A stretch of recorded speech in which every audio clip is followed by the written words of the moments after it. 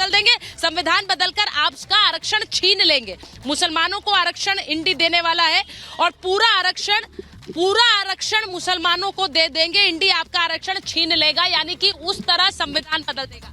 सोचिए, ये बात तो कितनी बार बोली गई, बार बार। पहले विपक्ष ने कही कि मोदी आएंगे तो संविधान बदल देंगे, अब प्रधानमंत्री कह रहे हैं कि अगर ये आए तो संविधान बदल देंगे। प्रेम शुक्ला जी, जरा इस पर पहले जवाब दीजिए।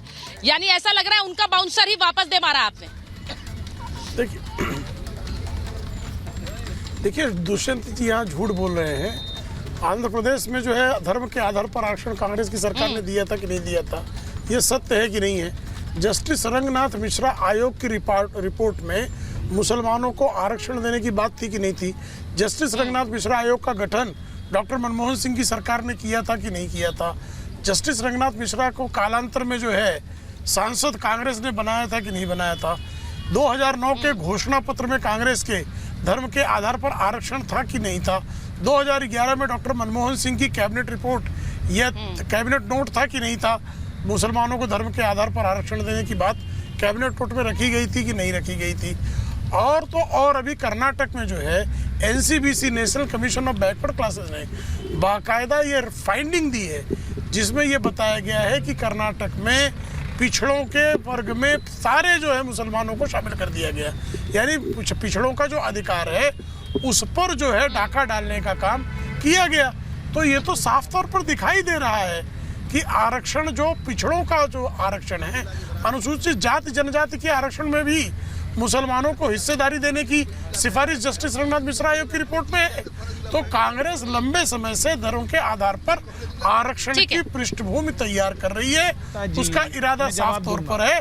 और आज लालू प्रसाद यादव का पहला बयान यही आया। मैं एक बार लगा कि उनकी जो समर्थक पिछड़ी जाती है उसमें नाराजगी का स्वर है, तो उन्होंने अपनी बात को पलट दिया। देखिए, मुझे गलत साबित करने का भाजपा के प्रवक्ता प्रयास कर रहे हैं, उन्होंने अपनी बात को पलट दिया। दुष्यंत जी, देखिए ये तो बात सही है कि उन्होंने पहले एक बयान दिया, उसके बाद उन्होंने यू टर्न लिया, और ये बात उन्होंने पहले जिस मुस्लिम आरक्षण अब उनका भी एमवाई समीकरण रहा है, प्रेम शुक्ला मुस्लिम यादव समीकरण, तो एक को खुश करते दूसरे को छिटक ना दे। भाई देखिए, सुन लीजिए, मुस्लिम ओबीसी के मुस्लिम जातियों को आरक्षण तो मोदी जी की सरकार ने भी दे रखा है, गुजरात की सरकार में उनके मुख्यमंत्री रहते दिया गया है। तो ऐसा नहीं है, धर्म के आधार पे नहीं दिया गया है, वो संविधान सम्मत है। जो सामाजिक रूप से पिछड़ी जातियां हैं जिनको दे रखा है उन्हीं को मिल रहा है।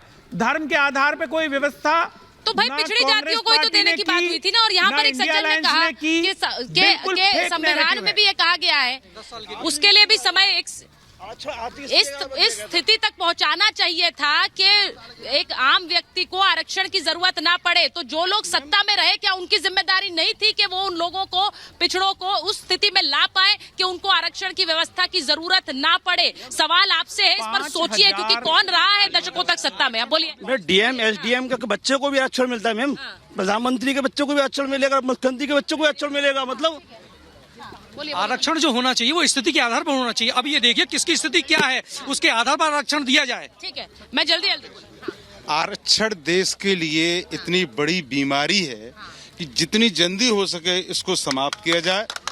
अगर लोग वास्तविक में पिछड़ों के लिए, पिछड़ी जातियों के लिए उन्हें आगे लाने के लिए एक तरीका है, क्योंकि वो पिछड़े हैं, उनको अगर वो पिछड़े हैं तो मतलब 70-75 साल में वो आगे आ ही नहीं पाए। बहुसंख्यक हो गए। 5 मुद्दे बताएं। नरेंद्र मोदी जी ने कहा है अब की 400 पार, इसलिए 400 पार के 80% सीटें हमको चाहिए हिंदू राष्ट्र घोषित करने के लिए। तो आप क्या चाह रहे हैं? आप उनके समर्थन में, उनके खिलाफ? अब की हिंदू, उन्होंने ऐसा कुछ बोला नहीं है। अब की हिंदू राष्ट्र घोषित होगा, और उन्होंने ऐसा कुछ बोला नहीं। ये आम जनता कह रही है। आप बोल रहे हैं नहीं, आपका व्यक्तिगत बयान है, उन्होंने नहीं बोला ऐसा। मैं एक बार मैं जरा पूछ लेती हूँ, क्योंकि प्रधानमंत्री ने आज जो बात बोली है, एक बार जरा बड़ा बयान बता देती हूँ। सुनिए, मैं एक बार जरा बड़ा बयान बता रही हूँ। प्रधानमंत्री ने जो आज जो कहा कि 400 पार क्यों चाहिए, इंडी वाले राम मंदिर कैंसिल कर देंगे, इंडी वाले मुफ्त राशन कैंसिल कर देंगे, और मुफ्त और 370 कैंसिल कर देंगे। अब मैं इस पर भी जनता से राह लूंगी, लेकिन भाटी जी, ये बड़ी खबर है जो प्रधानमंत्री ने आज कही। मुझे 400 पार इसीलिए चाहिए क्योंकि वो 370 कैंसिल कर देंगे, वो राशन मुफ्त कैंसिल कर देंगे, राम मंदिर कैंसिल कर देंगे। भाटी जी, आप लोग जानते हैं कि राम मंदिर एक भावनात्मक मुद्दा है हिंदुस्तान भारत जैसे देश के लिए। यहाँ पर जब ये बयान आएगा कि भाई हम सत्ता में आ जाते तो उस समय जो राहुल गांधी के लिए आचार्य जी ने बोला कि सत्ता में आएंगे तो राम मंदिर हटाने का एक प्रस्ताव लाएंगे, आप अब उनके साथ हैं, यूपी में गठबंधन में हैं, उनका बयान का बोझ आपको भी ढोना पड़ेगा भाटी जी? नहीं, ये बात आपकी बिल्कुल ठीक है कि राम मंदिर देश के बहुत लोगों के लिए एक भावनात्मक मुद्दा है और इस बात को माननीय मोदी जी और उनकी पार्टी अच्छी तरह समझती है। जब माननीय मोदी जी विकास के मुद्दों पर और रोजगार, महंगाई, बेकारी, भ्रष्टाचार के मुद्दों पर बुरी तरह घिर गए हैं, कहीं इलेक्ट्रल बॉन्ड के घोटाले खुल रहे हैं, कहीं महंगाई की बातें आ रही हैं सामने, तो तब मोदी जी को लगा कि अब हमें भावनात्मक मुद्दे उठा के देश के लोगों को गुमराह करना चाहिए। और इतना बड़ा झूठ बोला जिस झूठ पे शायद ही कोई समझदार आदमी विश्वास कर पाएगा, कि जो मंदिर सुप्रीम कोर्ट के आदेश पर जिसका रास्ता साफ हुआ है और इस देश में सभी राजनीतिक पार्टियों, गैर राजनीतिक संगठनों और सभी धर्म के लोगों ने, चाहे हिंदू थे या मुसलमान थे, शुरू से एक स्टैंड रखा था कि ये जो अयोध्या का विवाद है या तो आपसी सहमति से हल हो या सुप्रीम कोर्ट के आदेश का इंतजार किया जाए। तो सुप्रीम कोर्ट का आदेश आने के बाद एक व्यक्ति ने, किसी ने ऐतराज नहीं किया, न किसी ने ये कहा कि ये गलत निर्णय हुआ है।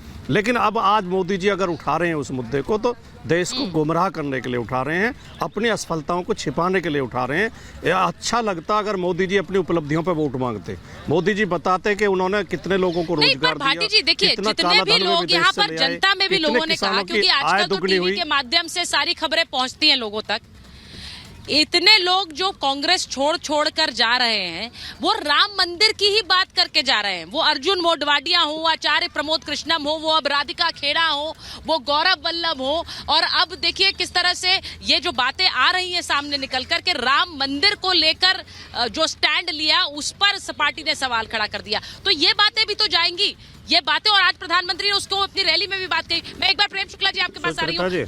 ये जो बात है, जितने भी नाम मैंने लिए हैं उन सब ने राम मंदिर, हाँ भाटी जी पहले बोल लीजिए, कंप्लीट कर लीजिए, फिर मैं प्रेम शुक्ला जी के पास जाऊँ। नहीं, मैं केवल इतना कहना चाहता हूं कि जब युद्ध में सेनाएं आमने सामने खड़े हों या युद्ध चल रहा हो, उस समय अगर कोई सैनिक इस सेना से उस सेना में जाता हो तो उसे गद्दार कहा जाता है, जो अपनी सेना के साथ गद्दारी करे। चुनाव से पहले ही पार्टी बदल लेते, लेकिन जो चुनाव के दौरान जा रहे हैं ये गद्दार हैं और गद्दारों की बात पर कोई विश्वास नहीं किया जा सकता। ये तो बीजेपी से सेट होकर ही तो जा रहे हैं, तो बीजेपी की भाषा बोलेंगे, जो बीजेपी इनसे कहलवाएगी तोते की तरह वो बोलेंगे। ये अपने विचार थोड़ी रख रहे हैं, अपने मन से थोड़ी बोल रहे हैं। अगर इन्हें दिक्कत थी तो उसी समय बोलते हैं, अगर कोई दिक्कत थी तो। अच्छा, आप ये कह रहे हैं कि अपने विचार नहीं थोप रहे हैं।